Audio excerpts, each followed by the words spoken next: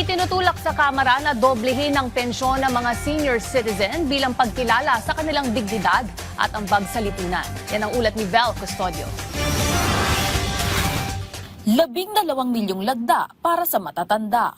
Yan ang kampanya para suportahan ang lumalakas sa panawagan na maisabatas ang Universal Social Pension para sa mga senior citizen. Sa kasalukuyan, limitado ang tulong pinansyal ng pamahalaan sa mga indigent o mahihirap na senior citizen, kung saan tumatanggap lamang ng 500 piso kada buwan ang mga kwalipikadong benepisyaryo.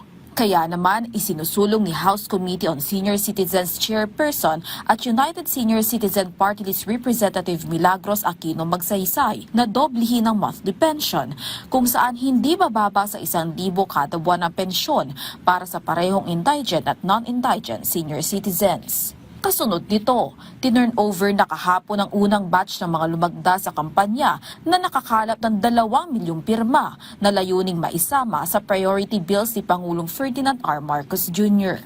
Nakakalap po kami in less than 2 months ng 2 million signatures and more are coming, at ang projection po namin itong July bago mag-SONA ay maka 5 million po tayo.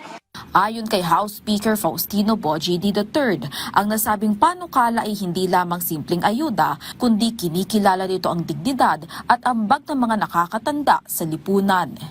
Na hindi natin dapat tingnan ang ating mga nakakatandang bilang statistik lamang, kundi bilang mga magulang, lolo at lola, at mga Pilipinong buong buhay na nagsakripisyo para sa kanilang pamilya at sa ating inang bayan.